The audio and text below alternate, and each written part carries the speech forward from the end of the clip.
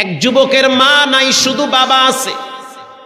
দেখতে এত সুন্দর, কেউ যদি একবার তাকায় তার দিকে আর একবার তাকাইতে হয়, এত সুন্দর সুঠাম দেহের অধিকারী। মানুষ বলতো যে তুমি কোন বাবার সন্তান, তোমার আব্বা না জানি আরো কত সুন্দর। এই যুবকের চরিত্র হলো বাবার বড় ভক্ত। মা দুনিয়ার থেকে বিদায় হয়ে গেছে, যুবক সিদ্ধান্ত নিছে বাবার খেদমত করা লাগবে। এজন্য যুবক নিজের হাতে বাবারে গোসল করায় দেয়, নিজের হাতে কাপড় পরিষ্কার করে জাইতুনের তেল শরীরের ভিতরে লাগায়া দেয়। বাবা মাঝে মাঝে বলে, সন্তান, আল্লাহর রসুল বলেছেন মা বাবা যদি দোয়া করে সেই দোয়া রব ফিরায় দেয় না। তুমি আমার জন্য যেই পরিমাণ খেদমতের হাত বাড়ায়া দিলা, সহনশীলের হাত বাড়ায়া দিলা, আমি তো মাঝে মাঝে বিছানায় পায়খানা প্রস্রাব করে দেই, পরিষ্কার করার মতো তুমি ছাড়া তো বাবা আমার কেউ নাই। তুমি এক যুবক সন্তান, চাইলে বিবাহ করে আলাদা বউ নিয়ে দূরে থাকতে পারো, কিন্তু না না, সেটা না কইরা তুমি নিজের হাতে আমার পায়খানা প্রস্রাবের লুঙ্গি অথবা পায়জামা পরিষ্কার করো। সন্তান, আমি আল্লাহর দরবারে দোয়া করব, বলো তুমি কি চাও। আল্লাহু আকবার। এবার যুবক বলতে আছে, আব্বা, নশ্বর পৃথিবীর কিচ্ছু চাই না, চাকচিক্য দুনিয়া থাকবে না। গত সপ্তাহে তো একজন মন্ত্রীর সন্তান মারা গেল, গত বছরও তো একজন মন্ত্রীর ছেলে কক্সবাজার রোডে গাড়ি অ্যাক্সিডেন্টে মারা গেছে আমার সামনে। একটা মাত্র সন্তান, একটাই সন্তান, গাড়ি অ্যাক্সিডেন্টে এমন ভাবে মারা গেল, শরীরের গোস্ত রাস্তায় পড়েছিল, চক্রিয়াতে, খুঁটাখালিতে। মন্ত্রীর কলিজার ভিতরে আগুন লাগছে, একটা সন্তান। স্থানীয় কিছু আলেম ওলামা বলছে, ও মন্ত্রী সাহেব, রাগ করিয়েন না, আপনার সন্তান বললে যেমন কষ্ট লাগে, আপনার আঙ্গুলির ইশারায় যখন অনেক মায়ের কোল খালি হয় তখন তাদেরও তো কষ্ট লাগে। আল্লাহ বুঝাইয়া দিচ্ছে যে আপনার ছেলে মরলে কেমন কষ্ট লাগে। আর এক মায়ের কোল যখন ইসলামী আন্দোলনের জন্য রাস্তায় রক্ত দেয়, জীবন দেয়, তখনও তাদের ঘরে কান্নার রোল পড়ে, তখনও তাদের কলিজায় ব্যথা লাগে।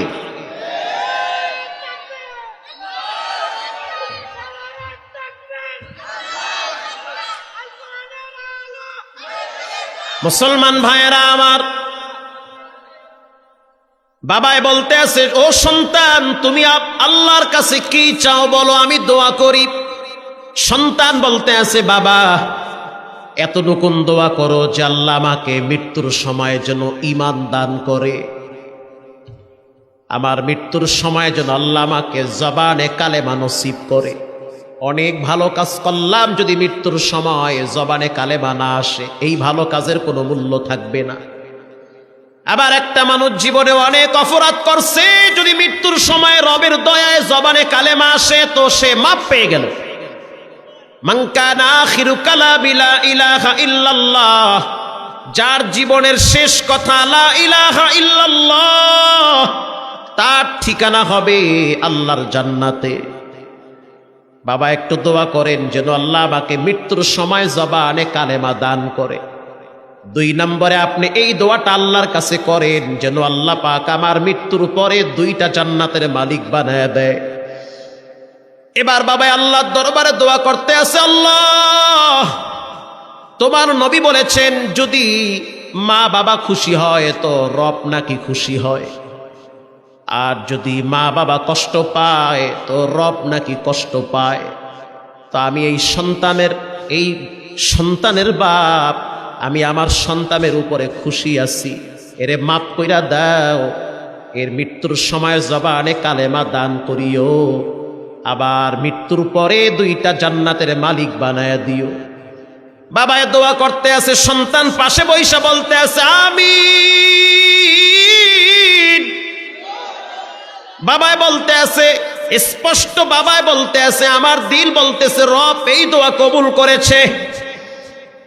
কিছুদিন পরে যুবকের পিছনে স্থানীয় 2-1টা মেয়ে লেগে গেছে। যাওয়া আসার পথে পাহাড়ি অঞ্চলে মাঝে মাঝে কিছু মেয়েরা ডিস্টার্ব করে।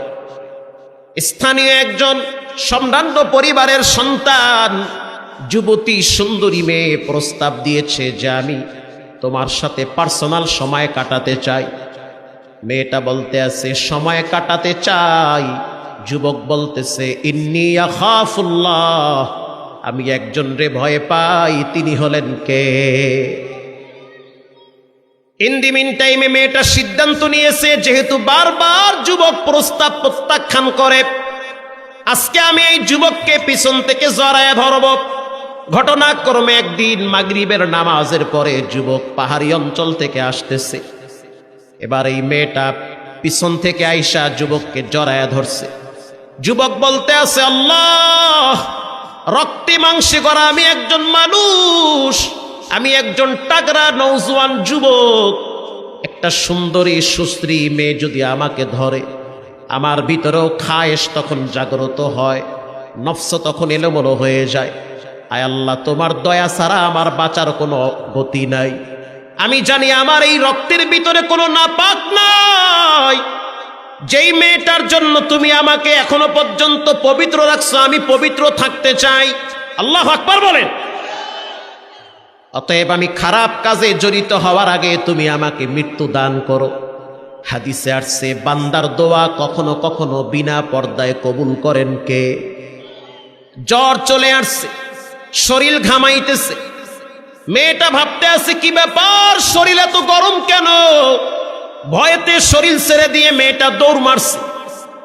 ছেলেটা ওখানে ভীমরায়া নিচে পড়ে গেল। কিছুক্ষণ পরে চেহারাটা ঘুরাইতে ঘুরাইতে বাইতুল্লাহর দিকে ঘুরাইয়া ফেলাইছে। জবান থেকে কালেমার আওয়াজ উচ্চ স্বরে বের হইতেছে। পাহাড়ি অঞ্চলের রাখাল্লা দৌড়ায় আসছে, কি হয়েছে? টাগরা যুবক হঠাৎ কেন মারা যাচ্ছে? যুবক বলতে আছে আমার আব্বার দোয়া বুঝি কবুল হয়ে গেছে, আল্লাহ তাআলা আমাকে ইমানের সহিত কবুল করে নিতেছে, আমি আমার নাকে জান্নাতের খুশবুর ঘ্রাণ পাইতেছি। দুনিয়ার থেকে যুবক বিদায় হয়ে গেল। এরপরে যুবকের বাবা লাশ কবরে রাখছে। হাঁটতে হাঁটতে চলে গেছে মসজিদে নববীতে। হযরত ওমর তখন দ্বিতীয় রাকাতে সূরা হুমাযা তেলাওয়াত করতেছে। ওয়াইলুল লিকুল্লি হুমাযাতিল লুমাযা তেলাওয়াত করতেছে এত চমৎকার কণ্ঠে হযরত ওমর রাদিয়াল্লাহু তাআলা আনহু। এবার এই মুরব্বী নামাজ শেষ করার পরে মসজিদের কোনায় বসে বাচ্চাদের মতো ফোফায়া কাঁদতেছে।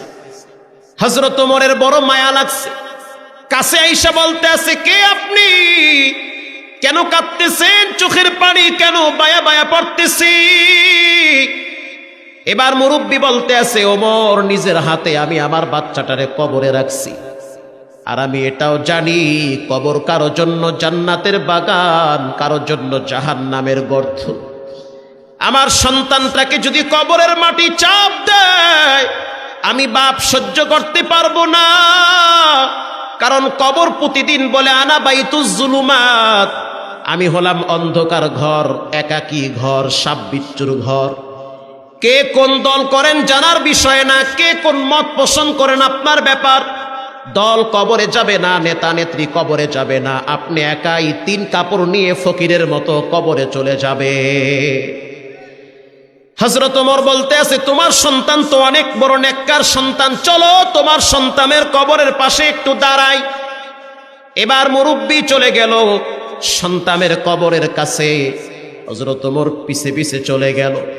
এবার হযরত ওমর কোরআনের একটি আয়াত তেলাওয়াত করলো, ওয়া আম্মা মান খাফা মাকামা রাব্বিহি ওয়া নাহান নাফসা আনিল হাওয়া, যে ব্যক্তি গুনাহ থেকে বাঁচার জন্য আল্লাহর আদালতে ক্ষমা চায়, নিজের নফসকে গুনাহ থেকে বাঁচায় আল্লাহর আদালতে জবাবদিহির ভয়, আল্লাহ পাক বলেন ফা ইন্নাল জান্নাতা হিয়াল মাওয়া, তাকে মাওয়া নামক জান্নাত দেওয়া হবে। কবরের ভিতর থেকে যুবকের কণ্ঠে আওয়াজ, স্পষ্টভাবে যুবক বলতেছেন ওয়ালিমান খাফা মাকামা রাব্বিহি জান্নাতান।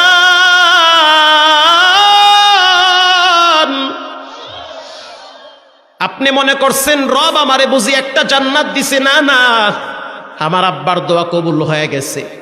আল্লাহর ভয়ের কারণে একটা মেয়ের সাথে আমি খারাপ সম্পর্ক করি নাই, এজন্য রব আমাকে ঈমান দিয়ে কবরে নিয়ে আসছে, আর আমার মৃত্যুর পরে 2টা জান্নাতের গেট আমার জন্য খুলে দিয়েছে। আল্লাহ পাক বলেন 2 নম্বরে ওয়াজিলাত কুলুবুহুম, যার ভিতরে আল্লাহর ভয় থাকবে। ওয়া ইযা তুলিয়াত আলাইহিম আয়াতুহু যাদাতুহুম ঈমানা, 3 নম্বরে যার ভিতরে কোরআন তেলাওয়াতের আওয়াজ থাকবে।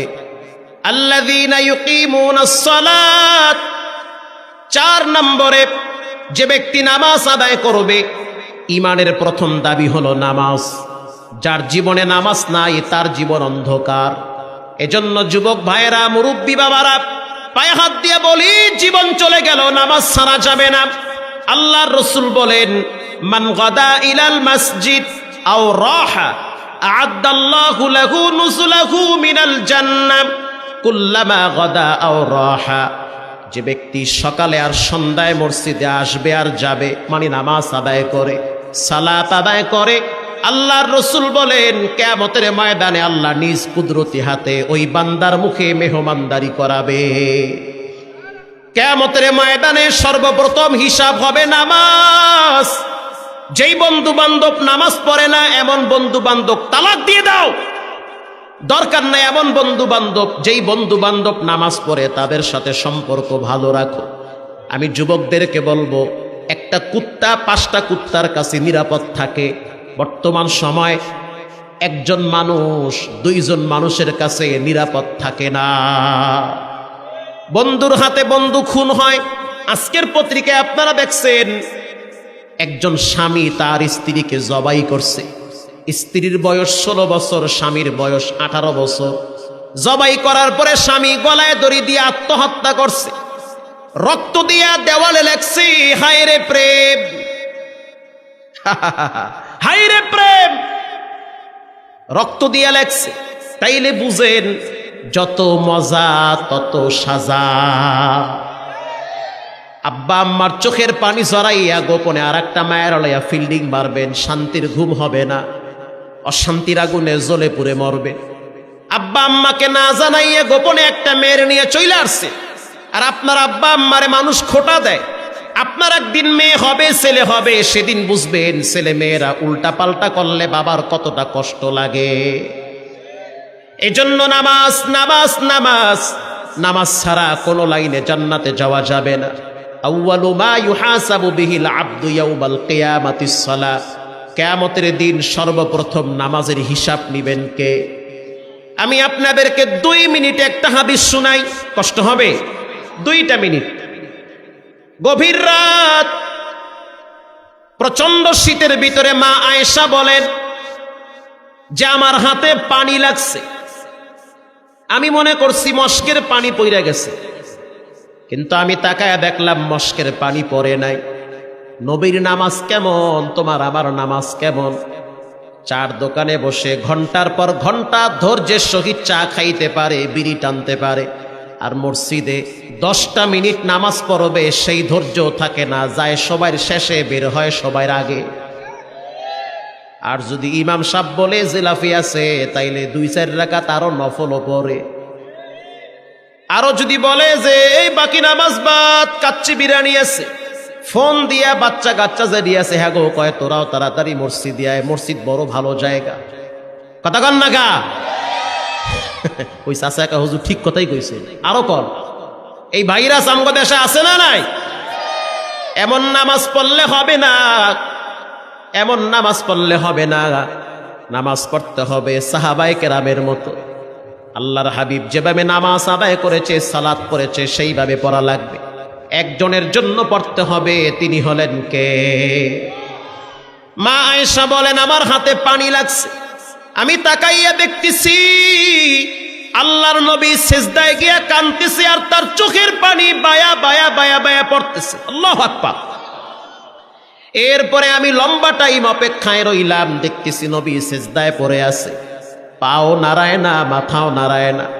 আম্মা জান আয়েশা বলেন আমি মনে করলাম জানান্তু হাত্তা কাবদাতার রূহাহু, বুখারীর riwayat, আমি মনে করছি নবীজি বুঝি হয়তো সিজদার ভিতরে মারা গেছে। আম্মা জান আয়েশা বলে আমি পায়ে চিমটি কাটছি। যখন পায়ে চিমটি কাটলাম তখন আল্লাহর রাসূল পাটা নাড়া দিয়েছে, বুঝতে পারলাম নবী এখনো মরে নাই। মাথা উঠাইল, লম্বা টাইম ধৈর্যের সহিত তিনি আত্তাহিয়াতুস সূরাতে বসে আছে। সালাম ফিরাইল। আমি তাকায় দেখতেছি নবীর চোখের অশ্রু বায়া বায়া, দাড়ি ভিজে, জামা ভিজতেছে। আল্লাহু আকবার। আমি আয়েশা প্রশ্ন করলাম, উগফির লাকা মা তাকদ্দামা মিন যামবিকা ওয়া মা তাআখার। আপনার সামনেও কোনো গুনাহ নাই, পিছনেও কোনো গুনাহ নাই, এরপরও আপনি কেন কাঁদেন? আম্মা জান আয়েশা বলে, আফালা কুনু আবদান শাকুরা, আমি কেন আল্লাহর শুকরগুজার বান্দা হব না? নবীজি আল্লাহর শুকরিয়া আদায় করে নামাজ পড়িরা। আরামগো দেশের কিছু কুলাঙ্গার অসভ্য আছে, মানুষের জন্য, মৃত মানুষের জন্য শোক দিবস পালন করে নায়িকা দিয়া, ড্যান্স দেওয়াইয়া। এই লজ্জা আমি রাখি কোথায়?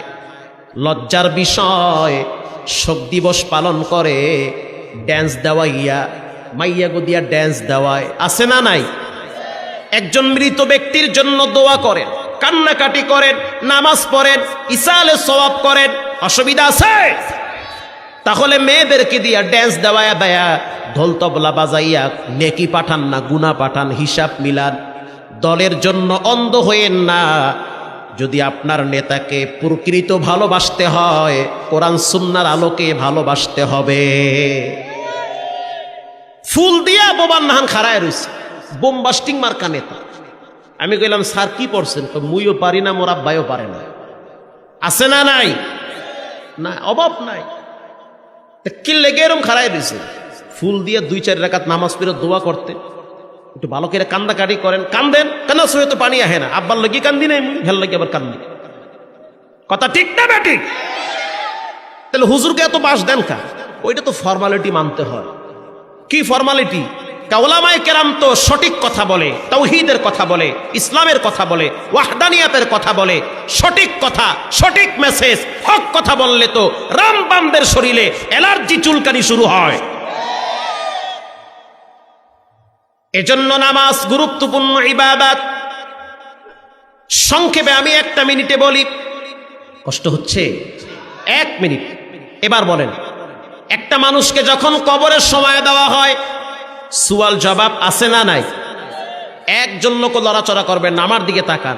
অনেক মানুষ দেখছেন, এটা আমার দেখেন, আমি যদিও কালো মানুষ, তো চায় থাকেন আমার দিকে, আমি আপনারা দেখি, দেখে খুব শান্তি পাইতে আছি। মারহাবা বলেন। শোনেন ভাইরা আমার, একটা মানুষের লাশ যখন কবরের শোয়ায় দেওয়া হয়, মাটি দিয়ে যখন সবাই চলে আসে, ভিতরে কিছু একটা হয় কি হয় না?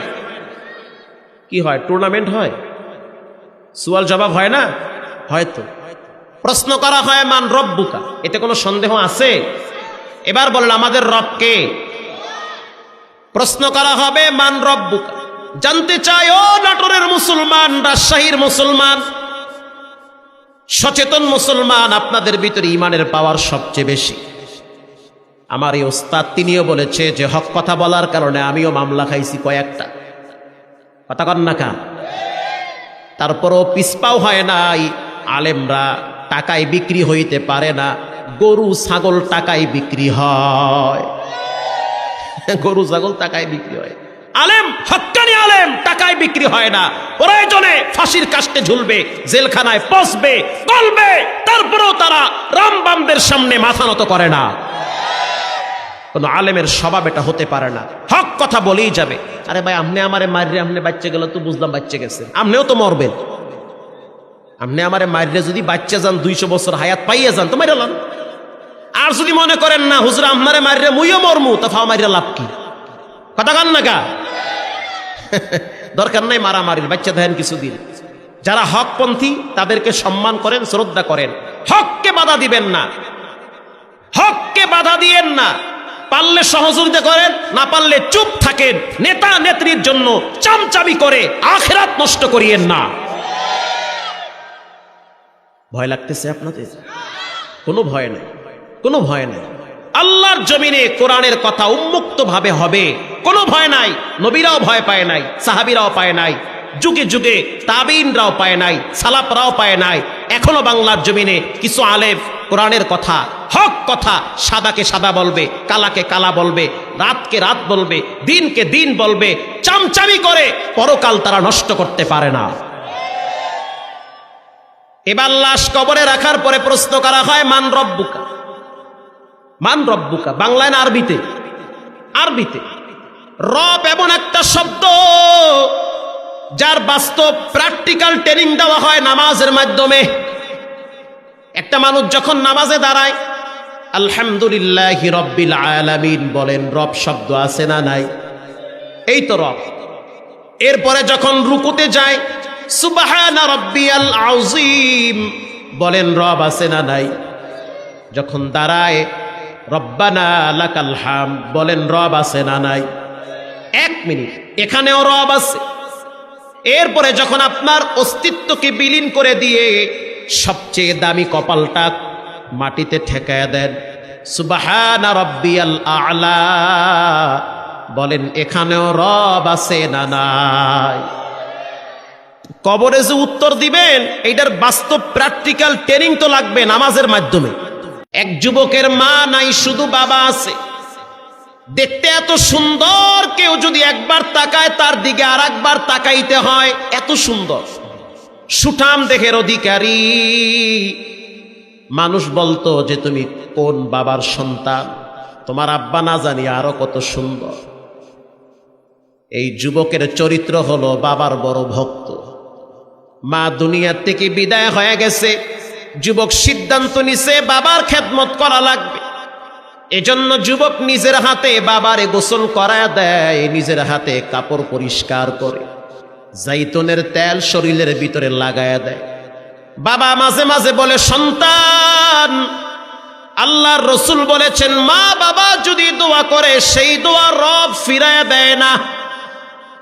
তুমি আমার জন্য যেই পরিমাণ খেদমতের হাত বাড়ায়া দিলা, সহনশীলের হাত বাড়ায়া দিলা, আমি তো মাঝে মাঝে বিছানায় পায়খানা প্রস্রাব করে দেই, পরিষ্কার করার মতো তুমি ছাড়া তো বাবা আমার কেউ নাই। তুমি এক যুবক সন্তান, চাইলে বিবাহ করে আলাদা বউ নিয়ে দূরে থাকতে পারো, কিন্তু না না, সেটা না কইরা তুমি নিজের হাতে আমার পায়খানা প্রস্রাবের লুঙ্গি অথবা পায়জামা পরিষ্কার করো। সন্তান, আমি আল্লাহর দরবারে দোয়া করব, বলো তুমি কি চাও। আল্লাহু আকবার। এবার যুবক বলতে আছে, আব্বা নশ্বর পৃথিবীর কিচ্ছু চাই না, চাকচিক্য দুনিয়া থাকবে না। গত সপ্তাহে তো একজন মন্ত্রীর সন্তান মারা গেল, গত বছরও তো একজন মন্ত্রীর ছেলে কক্সবাজার রোডে গাড়ি অ্যাক্সিডেন্টে মারা গেছে আমার সামনে। একটা মাত্র সন্তান, একটাই সন্তান, গাড়ি অ্যাক্সিডেন্টে এমন ভাবে মারা গেল, শরীরের গোস্ত রাস্তায় পড়েছিল, চক্রিয়াতে, খুঁটাখালিতে। মন্ত্রীর কলিজার ভিতরে আগুন লাগছে, একটা সন্তান।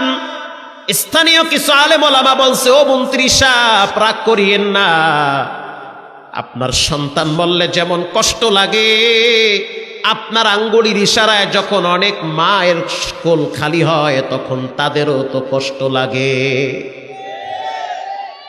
আল্লাহ বুঝায় দিচ্ছে যে আপনার ছেলে মরলে কেমন কষ্ট লাগে। আর এক মায়ের কোল যখন ইসলামী আন্দোলনের জন্য রাস্তায় রক্ত দেয়, জীবন দেয়, তখনও তাদের ঘরে কান্নার রোল পড়ে, তখনও তাদের কলিজায় ব্যথা লাগে।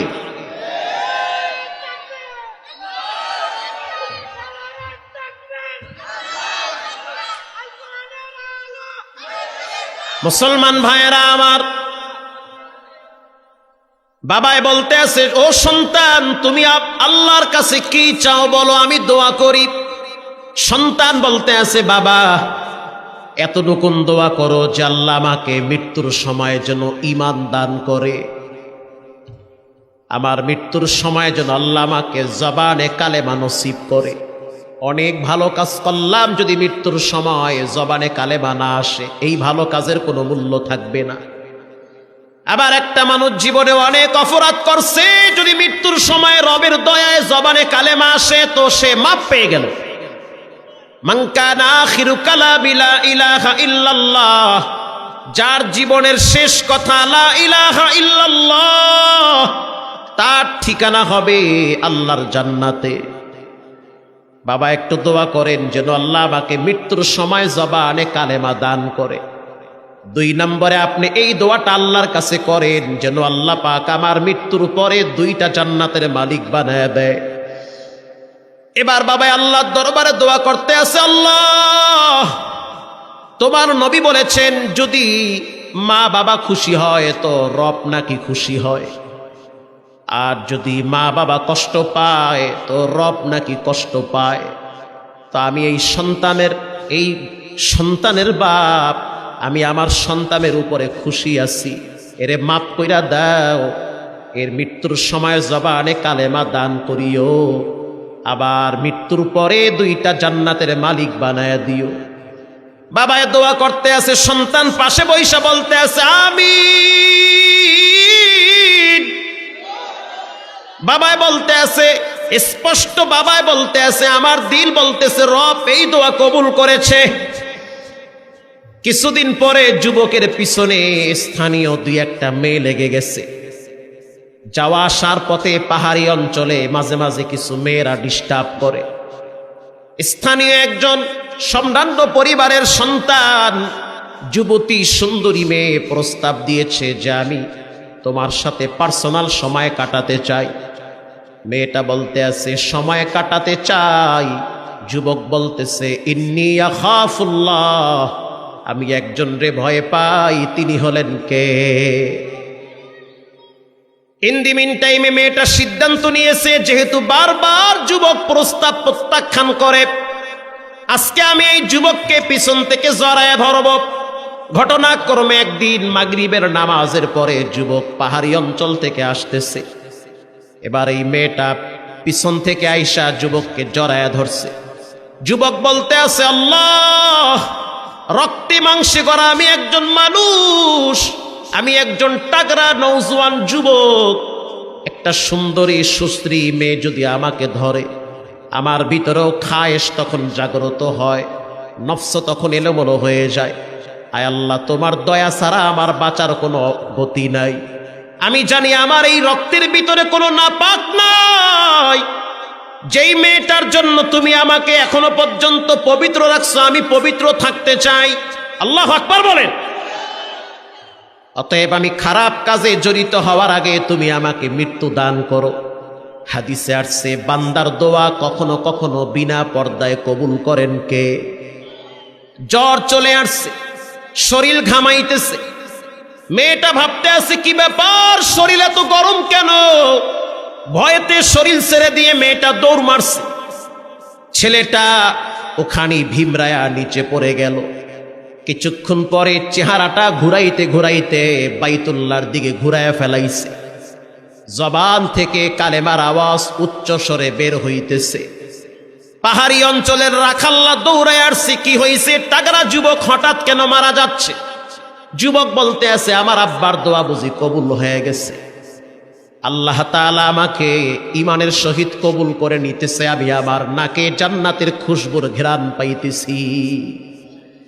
দুনিয়ার থেকে যুবক বিদায় হয়ে গেল। এরপরে যুবকের বাবা লাশ কবরে রাখছে। হাঁটতে হাঁটতে চলে গেছে মসজিদে নববীতে। হযরত ওমর তখন 2য় রাকাতে সূরা হুমাযা তেলাওয়াত করতেছে।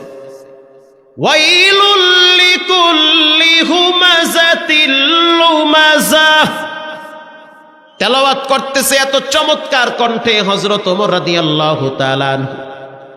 এবার এই মুরব্বী নামাজ শেষ করার পরে মসজিদের কোনায় বসে বাচ্চাদের মতো ফোফায়া কাঁদতেছে। হযরত ওমরের বড় মায়া লাগছে, কাছে আইসা বলতে আছে কে আপনি, কেন কাঁদতেছেন, চোখের পানি কেন বায়া বায়া পড়তেছি? এবার মুরব্বী বলতে আছে ওমর, নিজের হাতে আমি আমার বাচ্চাটারে কবরে রাখছি, আর আমি এটাও জানি কবর কারো জন্য জান্নাতের বাগান, কারো জন্য জাহান্নামের গর্ত।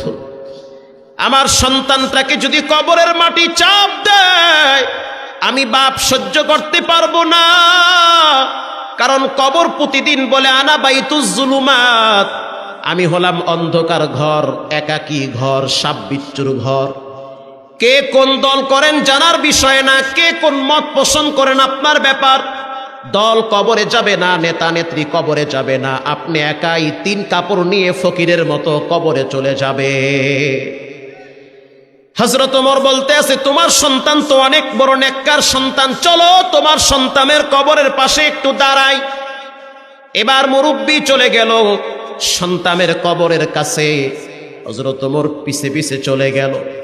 এবার হযরত ওমর কোরআনের একটি আয়াত তেলাওয়াত করলো, ওয়া আম্মা মান খাফা মাকামা রাব্বিহি ওয়া নাহান নাফসা আনিল হাওয়া, যে ব্যক্তি গুনাহ থেকে বাঁচার জন্য আল্লাহর আদালতে ক্ষমা চায়, নিজের নফসকে গুনাহ থেকে বাঁচায় আল্লাহর আদালতে জবাবদিহির ভয়, আল্লাহ পাক বলেন ফা ইন্নাল জান্নাতা হিয়াল মাওয়া, তাকে মাওয়া নামক জান্নাত দেওয়া হবে। কবরের ভিতর থেকে যুবকের কণ্ঠে আওয়াজ, স্পষ্টভাবে যুবক বলতেছেন, ওয়ালিমান খাফা মাকামা রাব্বিহি জান্নাতান।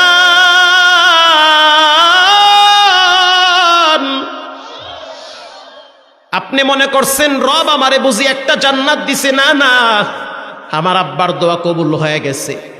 আল্লাহর ভয়ের কারণে একটা মেয়ের সাথে আমি খারাপ সম্পর্ক করি নাই, এজন্য রব আমাকে ঈমান দিয়ে কবরে নিয়ে আসছে, আর আমার মৃত্যুর পরে 2টা জান্নাতের গেট আমার জন্য খুলে দিয়েছে। আল্লাহ পাক বলেন 2 নম্বরে ওয়াজিলাত কুলুবুহুম, যার ভিতরে আল্লাহর ভয় থাকবে, ওয়া ইযা তুলিয়াত আলাইহিম আয়াতুহু যাদাতুহুম ঈমানা। 3 নম্বরে যার ভিতরে কোরআন তেলাওয়াতের আওয়াজ থাকবে, আল্লাযীনা ইউকিমুনাস সালাত। 4 নম্বরে যে ব্যক্তি নামাজ আদায় করবে, ঈমানের প্রথম দাবি হলো নামাজ। যার জীবনে নামাজ নাই তার জীবন অন্ধকার। এজন্য যুবক ভাইয়েরা, মুরব্বী বাবারা, পায়ে হাত দিয়ে বলি, জীবন চলে গেল, নামাজ ছাড়া যাবে না। আল্লাহর রাসূল বলেন, মান গাদা ইলাল মসজিদ আও রাহা আ'আদাল্লাহু লাহু নুজুলাহু মিনাল জান্নাহ কুল্লামা গাদা আও রাহা। যে ব্যক্তি সকালে আর সন্ধ্যায় মসজিদে আসবে আর যাবে, মানে নামাজ আদায় করে, সালাত আদায় করে, আল্লাহর রাসূল বলেন কিয়ামতের ময়দানে আল্লাহ নিজ কুদরতি হাতে ওই বান্দার মুখে মেহমানদারি করাবে। কিয়ামতের ময়দানে সর্বপ্রথম হিসাব হবে নামাজ। যেই বন্ধু বান্ধব নামাজ পড়ে না, এমন বন্ধু বান্ধব তালাক দিয়ে দাও, দরকার নাই এমন বন্ধু বান্ধব। যেই বন্ধু বান্ধব নামাজ পড়ে তাদের সাথে সম্পর্ক ভালো রাখো। আমি যুবকদেরকে বলবো, একটা কুত্তা 5টা কুত্তার কাছে নিরাপদ থাকে। বর্তমান সময় একজন মানুষ 2 জন মানুষের কাছে নিরাপদ থাকে না। বন্ধুর হাতে বন্ধু খুন হয়। আজকের পত্রিকায় আপনারা দেখছেন, একজন স্বামী তার স্ত্রীকে জবাই করছে। স্ত্রীর বয়স 16 বছর, স্বামীর বয়স 18 বছর। জবাই করার পরে স্বামী গলায় দড়ি দিয়ে আত্মহত্যা করছে। রক্ত দিয়া দেওয়ালে লেখছে, হায় রে প্রেম, হায় রে প্রেম, রক্ত দিয়া লেখছে। তাইলে বুঝেন, যত মজা তত সাজা। আব্বা আম্মার চোখের পানি ঝরাইয়া গোপনে আর একটা মায়ের লইয়া ফিল্ডিং মারবেন, শান্তির ঘুম হবে না, অশান্তির আগুনে জ্বলে পুড়ে মরবেন। আব্বা আম্মাকে না জানাইয়া গোপনে একটা মেয়ের নিয়ে চলে আসছে, আর আপনার আব্বা আম্মারে মানুষ খোটা দেয়। আপনার একদিন মেয়ে হবে, ছেলে হবে, সেদিন বুঝবেন ছেলে মেয়েরা উল্টা পাল্টা করলে বাবার কতটা কষ্ট লাগে। এজন্য নামাজ, নামাজ, নামাজ, নামাজ ছাড়া কোনো লাইনে জান্নাতে যাওয়া যাবে না। আউয়ালু মা ইউহাসাবু বিহিল আবদু ইয়াউমাল কিয়ামাতিস সালাহ। কিয়ামতের দিন সর্বপ্রথম নামাজের হিসাব নিবেন কে? আমি আপনাদেরকে 2 মিনিটে একটা হাদিস শোনাই, কষ্ট হবে। 2টা মিনিট। গভীর রাত, প্রচন্ড শীতের ভিতরে মা আয়েশা বলেন যে আমার হাতে পানি লাগছে। আমি মনে করছি মস্কের পানি পড়ে গেছে, কিন্তু আমি তাকায়া দেখলাম মস্কের পানি পড়ে নাই। নবীর নামাজ কেমন, তোমার আমার নামাজ কেমন? চার দোকানে বসে ঘন্টার পর ঘন্টা ধৈর্যের সহিত চা খাইতে পারে, বিড়ি টানতে পারে, আর মসজিদে 10টা মিনিট নামাজ পড়বে সেই ধৈর্য থাকে না, যায় সবার শেষে, বের হয় সবার আগে। আর যদি ইমাম সাহেব বলে জিলাফি আছে তাইলে 2-4 রাকাত আরো নফলও পড়ে। আরো যদি বলে যে এই বাকি নামাজ বাদ, কাচ্চি বিরিয়ানি আছে, ফোন দিয়া বাচ্চা কাচ্চা যে দিয়েছে, হ্যাঁ গো কয় তোরাও তাড়াতাড়ি মসজিদ আয়, মসজিদ বড় ভালো জায়গা। কথা কন না গা? ওই চাচা একা হুজুর ঠিক কথাই কইছে। আরো কর, এই ভাইরাস আমগো দেশে আছে না নাই? এমন নামাজ পড়লে হবে না, এমন নামাজ পড়লে হবে না। নামাজ পড়তে হবে সাহাবায়ে কেরামের মতো। আল্লাহর হাবিব যেভাবে নামাজ আদায় করেছে, সালাত পড়েছে, সেইভাবে পড়া লাগবে। একজনের জন্য পড়তে হবে, তিনি হলেন কে? মা আয়েশা বলেন আমার হাতে পানি লাগছে, আমি তাকাইয়া দেখতেছি আল্লাহর নবী সিজদায় গিয়া কাঁদতেছে আর তার চোখের পানি বায়া বায়া বায়া বায়া পড়তেছে। আল্লাহু আকবার। এরপরে আমি লম্বা টাইম অপেক্ষায় রইলাম, দেখতেছি নবী সিজদায় পড়ে আছে, পাও নাড়ায় না, মাথাও নাড়ায় না।